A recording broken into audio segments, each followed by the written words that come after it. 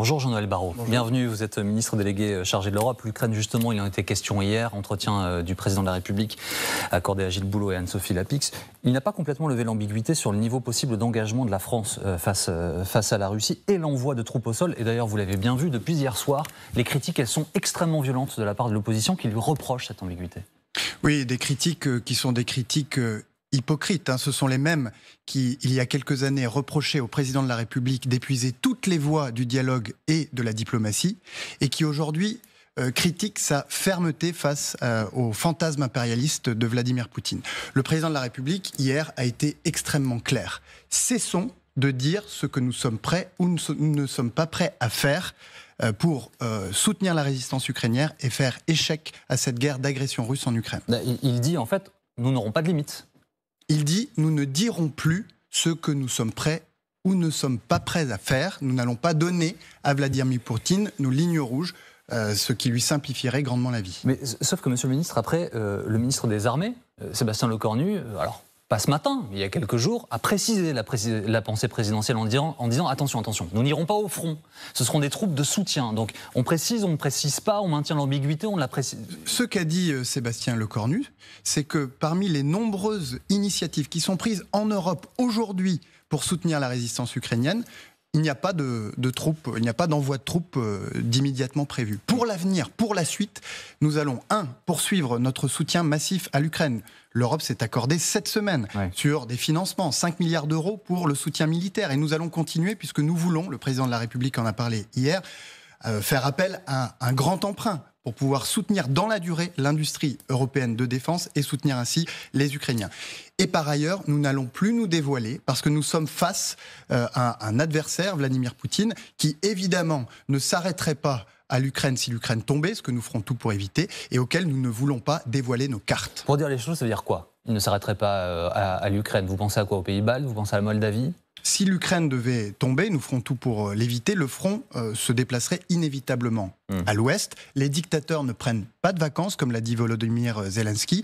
Et Vladimir Poutine est désormais dans une logique qui le conduit à étendre son empire. Il l'a d'ailleurs dit à plusieurs reprises. Il considère que la Russie n'a pas de frontières. Il considère que l'Ukraine et d'autres pays à ses frontières n'ont pas d'existence propre. Et donc, il se déploiera partout jusqu'à ce qu'il rencontre une forme de résistance. Quand la maison du voisin brûle, que l'incendie menace de se protéger, on ne détourne pas le regard comme un certain nombre de responsables politiques plutôt irresponsables. Lesquels ? En France, on se lève et on agit. Lesquels ? Eh bien ceux qui refusent en minorité de soutenir, par exemple, la déclaration du Premier ministre cette semaine à l'Assemblée nationale, considérant que, disons, que ça n'est pas tout à fait notre affaire et que ça n'est pas tout à fait un conflit qui nous concerne. Ça n'est pas tout à fait exact, si je peux me permettre, monsieur le ministre. Eux, ils disent, nous ne voulons pas de l'entrée de l'Ukraine dans l'Union européenne, pas pour des raisons guerrières, pour des raisons économiques, notamment parce que le SMIC n'est pas le même, parce qu'il y a des facilités douanières offertes à l'économie ukrainienne pour l'aider dans ces temps de guerre vers l'Europe, des importations, et nous ne voulons pas de l'Ukraine dans l'OTAN. C'est ça qu'ils disent. Ils ne contestent pas le soutien français à l'Ukraine. Vous savez, le Rassemblement national s'est illustré depuis quelques années en refusant systématiquement de soutenir au Parlement européen, avec Jordan Bardella, à l'Assemblée nationale avec Marine Le Pen, toute proposition visant à venir en soutien au peuple ukrainien, à dénoncer les assassinats politiques en Russie. Donc on a bien une opposition qui compose, qui se compromet avec la Russie de Vladimir Poutine et qui refuse de voir que se joue en Ukraine notre liberté et notre existence. Monsieur Barrot, l'Allemagne a réaffirmé hier qu'elle s'opposait à la livraison de ses missiles Taurus. Le président de la République se rend à Berlin aujourd'hui. Est-ce qu'il veut faire pression ? Se réconcilier. Les relations n'ont pas l'air au beau fixe aujourd'hui entre Berlin et Paris, en tout cas moins idylliques qu'elles ne l'ont été. Mais les liens qui unissent l'Allemagne et la France sont indéfectibles. Et c'est bien autour de ce moteur, de ce tandem franco-allemand que s'est construite ces derniers mois cette coalition qui dépasse d'ailleurs l'Union européenne. Mais c'est moins un moteur à deux temps pour poursuivre votre analogie en ce moment. Il y a plus, ça tourne plus côté français. Vous savez, l'Allemagne a soutenu l'Ukraine en matière économique et en matière militaire de manière extrêmement vigoureuse depuis 3 ans, depuis le début de la guerre. Donc chacun le fait selon ses capacités, selon ses moyens, selon ses spécificités. Mais il y a une unité absolue des Européens autour du couple franco-allemand sur la détermination à soutenir dans la durée, aussi longtemps que nécessaire. Est-ce que vous souhaitez que les Allemands livrent les Taurus ? Les Allemands ont leurs propres contraintes. Et chacun fait selon ses possibilités. Est-ce que vous les appelez à livrer les Taurus ? Est-ce que vous leur demandez de le faire ? Une nouvelle fois, c'était l'objectif de ce sommet international que Emmanuel Macron a convoqué à Paris le 26 février, que chacun vienne participer à ce sommet et explique ou évoque avec les autres les possibilités qui sont les siennes et que par coalition, eh bien, le soutien s'amplifie. Vous ne répondez pas complètement à la question. Les Allemands, à l'époque, ils ont condamné la phrase d'Emmanuel Macron. En dynamique, on n'exclut pas l'envoi de troupes. Le ministre de la Défense allemand a dit c'est hors de question, jamais, jamais. Et ils ne veulent pas des Taurus. Donc il n'y a quand même pas une coalition parfaite, contrairement à ce que vous nous dites. Mais contrairement à ce que vous dites, l'Allemagne s'est engagée, par exemple, à soutenir l'Ukraine à hauteur de 8 milliards d'euros. En 2024. Moi, je n'ai pas dit qu'il ne soutenait pas, j'ai dit qu'il n'y a pas d'harmonie parfaite là. Mais il y a une harmonie parfaite dans le soutien. Ensuite, chacun a, vous savez, la défense nationale, ça reste une prérogative souveraine. Et donc chacun est soumis à ses contraintes, à ses impératifs. Ce que je constate, c'est que partout en Europe, le soutien à l'Ukraine est indéfectible. D'un mot, Monsieur le Ministre, comment est-ce que vous qualifiez l'élection présidentielle qui débute aujourd'hui en Russie ? Comme une farce.